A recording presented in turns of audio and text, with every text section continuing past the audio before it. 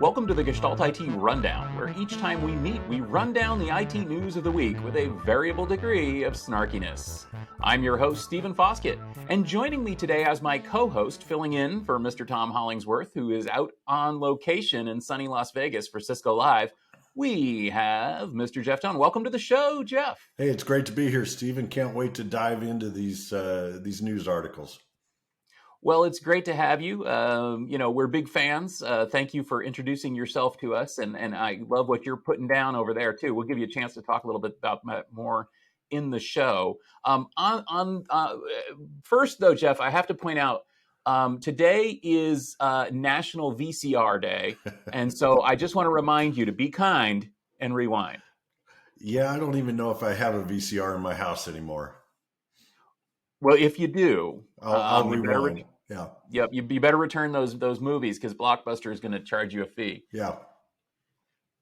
So let's talk a little bit about some of the stories this week. And frankly, there's a lot of financial stuff out there.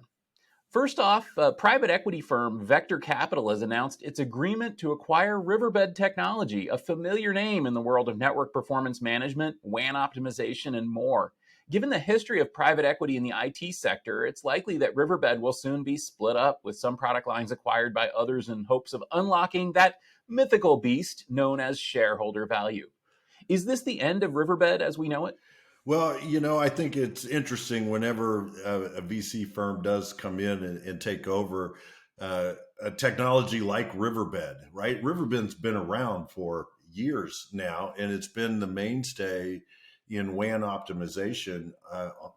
It seems like almost since the early days. I think Riverbed itself will probably be broken apart. And I know Riverbed is well known to the Tech Field Day folks. They've presented a lot there. So we've talked a lot about them on this program. I think the IP will live on in different ways as they begin to look and see where they need to place the various pieces of technology that Riverbed has accumulated over the years. But I think Riverbed as an entity, as a brand, probably is going to be split apart here in the next couple of years, would be my guess. So another news item this week, Stephen, has been the China cyber actor living off the land concept. It's Volt Typhoon. And so let me just, cyber security authorities in the United States and other countries have issued this joint cyber advisory to address the concerning activities of a state-sponsored cyber actor known as Volt Typhoon, said to be operating on behalf of the People's Republic of China. This advisory, released by the NSA and the CISA, emphasizes the actor's utilization of a technique called living off the land to evade detection. By leveraging built-in network administration tools and blending in with normal Windows system activities, this actor can operate covertly, targeting networks in critical infrastructure sectors across the US and potentially worldwide. How seriously should we be taking this threat of Volt Typhoon? Well, first off, I've got to say Volt Typhoon sounds like another one of the big monster fighting kaiju from the Pacific Rim series. But I guess that's kind of what it is. I mean, if you've watched much movies about espionage and so on, you know how it works. I mean, basically any Cold War espionage movie worked this way. Living off the land. Essentially, you get in, you blend in, and you act natural. You do normal stuff. You don't try to, bust stuff up or break in or things like that. You just sort of live and expand and collect information. And it looks like that's what Volt Typhoon is doing here. What I'm reading is that they might have gotten in through 0-day in Fortinet FortiGate firewalls, which are a very, very popular firewall appliance, especially with the US government. It looks like they've been island hopping, coming in Guam and other places in the Pacific, and putting their feet down and getting establishing a residence, let's say, in various IT systems.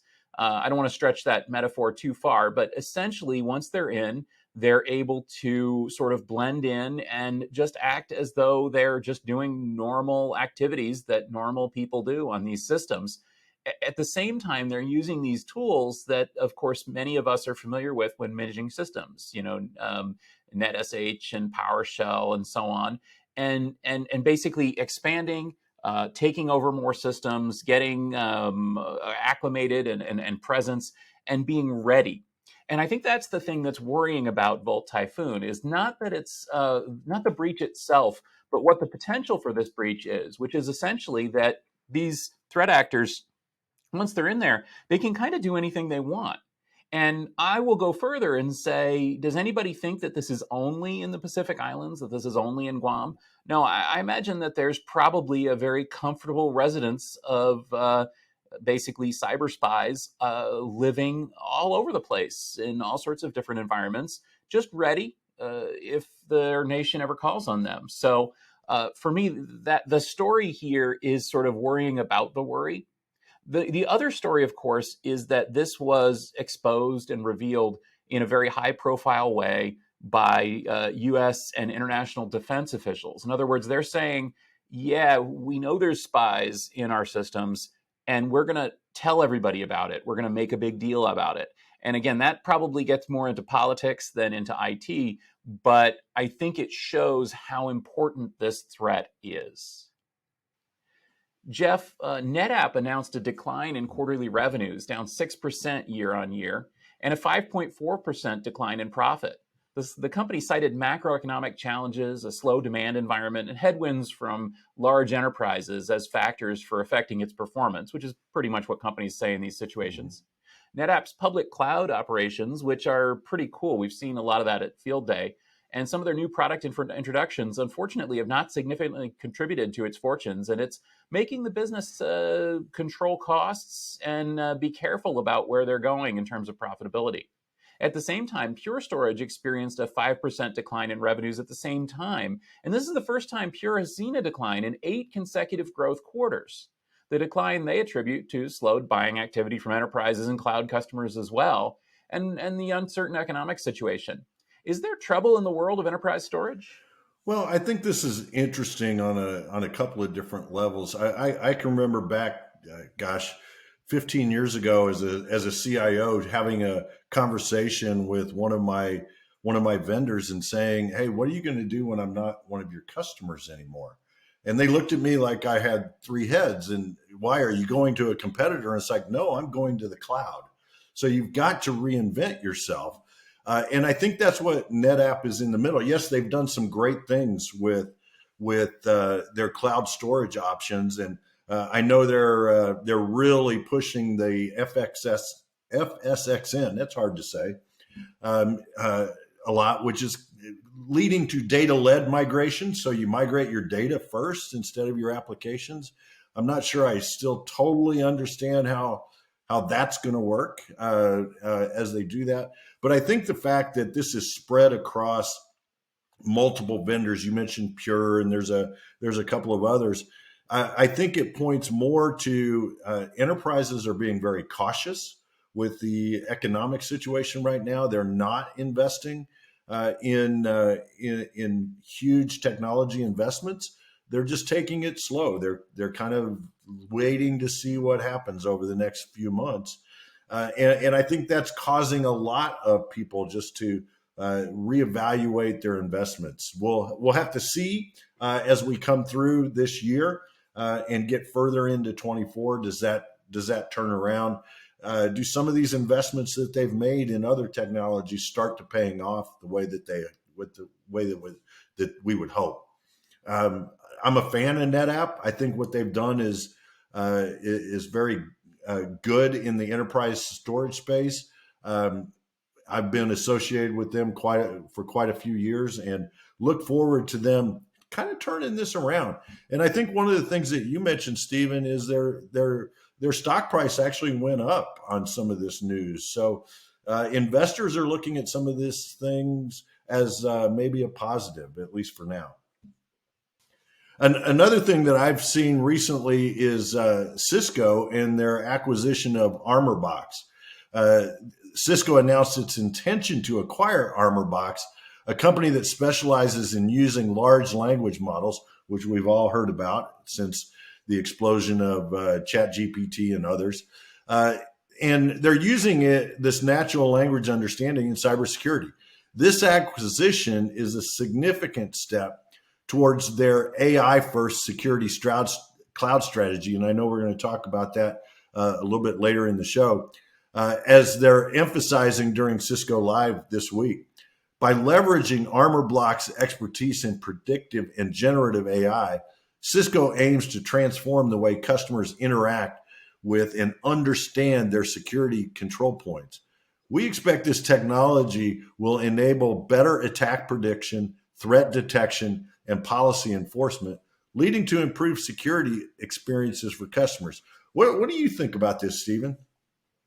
Well, first off, I was not aware of Armorblox before this acquisition announcement, but let me tell you, after looking into it, I got to say, this is some pretty cool stuff, and I wish I had known about it. Essentially, this is a company that focused on email security, and basically, they're trying to target those email attacks that we're hearing about and seeing. Financial fraud, data loss, that kind of thing, where you get an email. I mean, I've gotten an email from from some of the people who work here at Gestalt IT saying, "Hey, can you please send me a list of our accounts receivable or hey, what's the bank account and routing number again?" That kind of thing, looking like it's coming from inside. That kind of email threat is really hard to detect using conventional tools. And Armorblox basically is trying to attack threats like this using natural language processing and deep learning. And that is very, very smart. To have Cisco acquire them so quickly, I mean, the company, it looks like they were only founded back in 2017. To have Cisco acquire them, integrate them, I think is a really smart move for Cisco. Frankly, it looks like almost any company in this space would have wanted this technology. And it points to basically an expanding use of machine learning in a way that it really makes a lot of sense. In fact, I'm just going to put a quick pitch in here. This is literally the subject of the on-premise IT podcast that we're publishing on Tuesday, where we're talking about using machine learning as a way to enhance cybersecurity. That's exactly what Armorblox is doing. That's exactly what Cisco is doing as they're presenting at Cisco Live.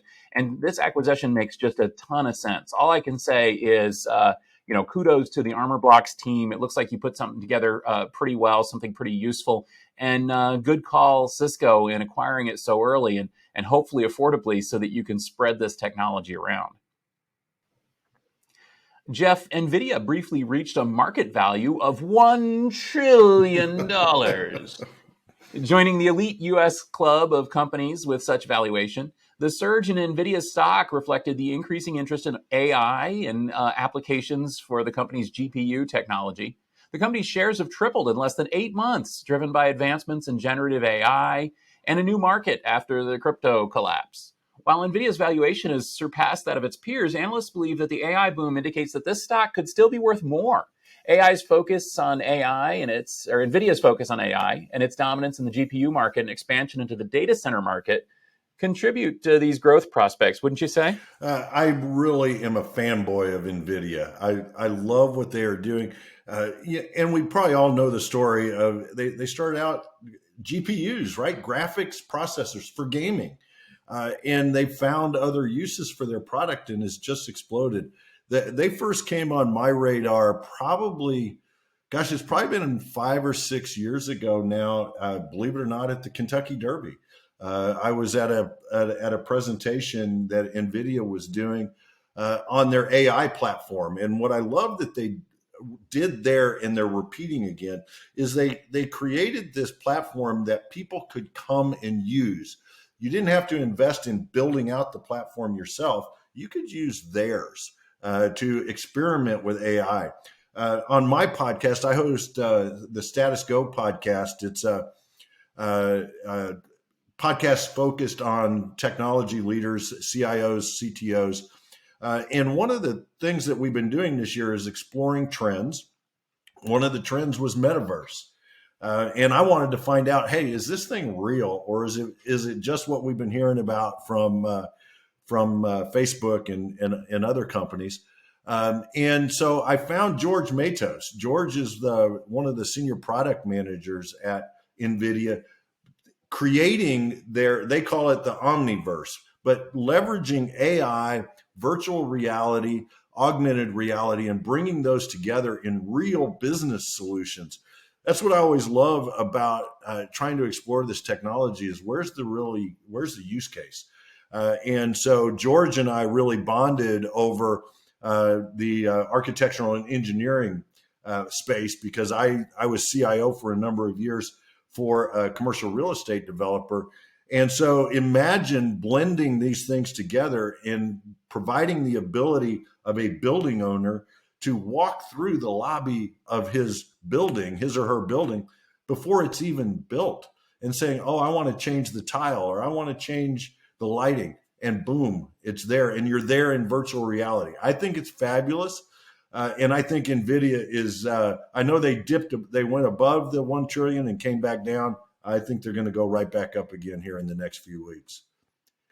Well, Stephen, in more news about another acquisition, BlueCat Networks has announced its acquisition of Indeni, a network infrastructure monitoring and automation platform, just a month after the company announced the acquisition of Men and Mice, which we covered here on this program May 24th.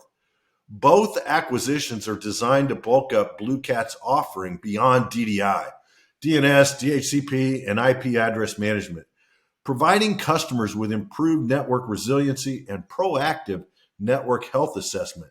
Indeni's platform analyzes device configurations and metrics, alerting administrators about existing and potential issues and recommending remediation steps using automation. What do you think about this additional acquisition by BlueCat? Yeah, we were actually looking at Indeni already as a potential field day presenter because, frankly, their product is pretty great. I love what they're doing here. Essentially, they're focused on what we call day two infrastructure automation, which is basically making sure that stuff is still running the way we intended it to run, and making sure that things are healthy, and that configurations are monitored, and that best practices are followed and high availability is followed. All those tasks that IT operations staff are required to perform, especially around network management. So the product does some things like monitoring device health and comparing, basically what is the configuration supposed to be versus what is the configuration actually. It can also compare this against best practices. It can look at critical mismatches and vulnerabilities, compliance and security risks. All of these are the sorts of things that IT operations, and especially network operations, are needing to do on a daily basis. And all of these, by coincidence, are the kind of things that BlueCat customers are doing on a daily basis. In fact, I suspect that a good number of BlueCat customers were already Indeni customers or were looking at this solution. And this combination makes a ton of sense. Again, we talked a couple of weeks ago about Men and Mice, which was really all about DDI, DNS, DHCP, and IP address management, which again, not coincidentally, are exactly the kind of things that BlueCat customers are trying to get their arms around. And these day two challenges, in many cases, are far more difficult to address than what we would consider to be day zero or day one challenges, basically picking products, deploying products, that sort of thing. So overall, I got to say, kudos BlueCat, great acquisition, and I really can't wait to see what you do with both Men and Mice and Indeni. Now let's take a closer look at a top news story of the week. As you've heard, Cisco Live 2023 is going on right now, and Cisco Live is one of the biggest conferences in the enterprise IT technology space. We're there with Tech Field Day. We'll be live streaming today. We also live streamed yesterday, and we'll be posting a bunch of really deep technical sessions with Cisco, including many of the stories that we're going to be talking about today, along with Backbox and OpenGear as well. So at Cisco Live 2023, Cisco unveiled a range of solutions for SSE, network management, observability, and a new cloud-native application security solution called Panoptica. I think they might want to look up the references on that one. The event, which includes a performance by comedian Jim Gaffigan, one of my personal favorites, highlighted Cisco's focus on simplifying user experiences and addressing the evolving needs of organizations. The Security Service Edge solution aims to streamline access and enhance hybrid work experiences, while the integration of generative AI into the security cloud improves security operations and efficiency. Cisco Networking Cloud offers a unified framework for network management, addressing challenges of complexity and fragmentation. The full-service observability platform brings together data from multiple domains, enabling comprehensive insights, while Panoptica, as you could guess, brings together end-to-end lifecycle protection for cloud-native applications. We're getting more details on all of these products at our Tech Field Day sessions at Cisco Live, which included presentations from Cisco Security, ThousandEyes, and Enterprise Networking yesterday. And we will hear from Cloud and Compute, Secure Policy, and IoT today. Now let's dive into a few of these things. Jeff, let's start off by taking a look at Secure Service Edge. Yeah, Cisco has unveiled its new security services, SSE as everybody knows, aiming to simplify access and enhance hybrid work experience across any device, location, and application. The company is integrating generative AI capabilities into its security cloud, allowing for simplified security operations and improved efficiency. Cisco's innovation in firewall, multi-cloud, and application security aligns with this vision for the security cloud platform. These new offerings include Cisco Secure Access, which provides a common access experience and a single cloud managed console, as well as enhanced threat detection and response capabilities. Cisco is also collaborating with mobile device vendors like Apple to ensure secure and seamless remote access. Additionally, Cisco is previewing generative AI features for reducing policy complexity and expediting threat response, while also introducing the Cisco Secure Firewall 4200 series and Cisco Multi-Cloud Defense to bolster its network security for hybrid work environments. This company's integrated approach extends to cloud application security with new capabilities, as you talked about earlier, Stephen, Panoptica, offering enhanced protection for cloud native applications. And I think this hits on it, that hybrid work environment and the need to secure the edge, as we all experienced during the pandemic. Our perimeter just exploded. And we have to do things to secure the remote worker, secure the distributed worker, as well as the proliferation of IoT devices that need security as well. I think this is a great step. Yeah, I want to dive into Panoptica a little bit. First of all, I have to mention that a Panopticon was a institutional design from social theorist Jeremy Bentham, which would make all prisoners in a prison visible to guards at all times in all of their activities, which is why the name of this product is interesting. Cisco's Panoptica, not Panopticon, is a cloud-native application security solution, and it's designed to provide end-to-end lifecycle protection for cloud-native application environments.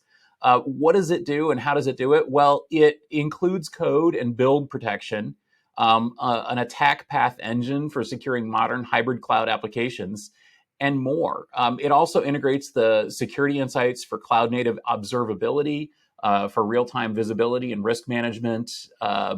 This is an interesting solution for Cisco because it really focuses on the developing world of cloud-native applications, which, as we've spoken about many, many times, are rising in importance in enterprise technology. But when people talk about cloud-native applications, I bet their first thought is, hey, let's talk to Cisco about that. I bet that they're thinking, sort of a lot of these next generation companies and cloud service providers and AWS, and heck, maybe they're looking stuff up on GitHub or whatever. But Cisco, I think, is reacting to the real change in enterprise tech, where companies are introducing cloud native application development teams with next generation applications coming out of them. And all of those things need observability. They need to have a platform that allows operations to make sure that everything is running correctly. Frankly, maybe the panopticon metaphor isn't so bad, because essentially what we've got, if you think of the containers that all of these applications are running in and all the microservices as Bentham's prisoners, you think of the Cisco Panoptica as the prison guards. They really do need continuous observability, continuous observation to make sure that everything is functioning the way it's supposed to. It's just a little bit too on the nose for those of us who studied philosophy, the name that is. Well, you mentioned that we may not look directly to Cisco for cloud native application help, but one area that we will look to Cisco for is our networking. And so they also unveiled its vision for the Cisco Networking Cloud, an integrated management platform designed to simplify network management and provide a unified experience for customers. This platform aims to address the challenges of network complexity, fragmentation, and lack of visibility by offering cloud-driven automation, rich network insights, and collaboration with partners. Cisco is introducing components such as single sign-on, API key exchange repository, cross-platform navigation, and a common user interface to enhance operational simplicity and reliability. Additionally, Cisco is expanding its network assurance capabilities with Cisco ThousandEyes for end-to-end network visibility and automation, as well as introducing improvements to the data center and AI data center blueprints. The goal is to streamline IT ops, improve user experience, and drive measurable business outcomes. And I know, Stephen, earlier you mentioned that the field day delegates are at Cisco Live. And they've probably had conversations about just this as they've listened to some of the product announcements. I think this one for Cisco is a direct hit on target, bringing together the network management in a single platform. And some of the things that jumped out at me in this announcement were that they're working with collaboration with other partners. Not something that you typically see out of Cisco, and definitely not something you see out of the most of the clouds. So being able to have a hybrid cloud platform architecture, have a mixed architecture of on-premises and cloud, and being able to manage that network through one pane of glass, one set of eyes, I think is a great step forward. One set of eyes, 1,000 eyes in one. Yes, yeah. We've seen ThousandEyes previously, a very impressive solution. And it seems like this, again, this theme of Panoptica, of networking cloud and ThousandEyes is continued with another announcement from Cisco Live, which is the Full-Stack Observability platform. Now, this is based on open telemetry, which analyzes metrics, events, logs, and traces, which is euphemistically called MELT, from any source. And again, we're looking at a product that is open, that is focused on cloud-native architecture and next-generation applications, and that includes partners. So Cisco is talking with a number of different partners to develop solutions and expand their full stack observability platform as well. And I think that this is really what's needed in modern enterprise tech. But again, I will get back to my point, which is that many people might not have considered Cisco to be a key partner when it comes to application development for modern cloud native, next generation, hyperscalable apps. But I think that Cisco is absolutely laying down the gauntlet here and saying, no, you need to take us seriously. We are part of this environment. We're part of the enterprise. We're a trusted partner to major enterprises. And we have tools, we have technologies. Some of it is acquired, some of it is open standards, and some of it is in collaboration with partners that allows us to do so much more than what you might have thought from Cisco in the past. And for me, that's a pretty positive development, and frankly, a pretty positive message to come out of a conference like Cisco Live. So all I will say in summary is keep an eye out. Don't write Cisco out. In fact, maybe give them a chance to explain what these platforms are all about. And, maybe check out some of the videos from Tech Field Day at Cisco Live, where you can learn a little bit more about these things strategically, but also nuts and bolts. And what do these products really do, and how do they really work? Now, before we go, let's take a look at what's coming in the weeks ahead. As I mentioned, Tech Field Day is at Cisco Live this week. You'll see presentations live streamed on LinkedIn and the Tech Field Day website yesterday and today, June 6th and 7th. Yesterday, we heard from OpenGear as well as some Cisco components. Today, we're going to hear from Backbox as well as more from Cisco. Next week, I'll be in Las Vegas for the Pure Accelerate conference. I'm looking forward to hearing more from Pure Storage, and we'll be producing some content there as well. Then we've got Security Field Day 9 coming up real soon in June. Following that, we've got Edge Field Day 2 and more Field Day events coming one after another. So keep an eye on the Tech Field Day website. Also, check out itecal.net, where I maintain a list of enterprise IT conferences, and you'll be able to see what's coming up in the future. Before we go, Jeff, tell us a little bit more about yourself and your podcast. Thanks a lot, Stephen, and thank you so much for allowing me to sit in today. Hopefully I held up my end of the bargain as we went through this. I've been a career IT professional, 40 years in technology, mostly on the practitioner side of the desk. Spent 35 years doing that. Also have been a part of the dark side, the vendor side. I was with a company by the name of Intervision Systems. Today, I host, among other things, I host a podcast called Status Go. We're focused on the technology leader who wants to break out of the status quo, cover a wide variety of topics, leadership, trends in the industry, and things that should be on the mind of the CIO or the CTO. It's been a pleasure to be here today, Stephen, and I'm looking forward to continuing our relationship. Absolutely, and I would definitely recommend our readers to check out Status Go. Really is a great and almost inspirational in sometimes podcast. And thank you for joining us for the Gestalt IT Rundown every week as well. You'll catch new episodes every Wednesday as a YouTube video, or of course, you can find audio in your favorite podcast application. While you're there, we would love a review. We would love a rating, of course. Give us a thumbs up, give us a subscription. We'll be back next Wednesday to talk about more of the IT news of the week that was, and I think I'll be coming to you live from Las Vegas then. Until then, for myself, for Tom Hollingsworth, Jeff Tunn, and all of us here at the Gestalt IT family, we hope you have a great week, and we'll see you next time.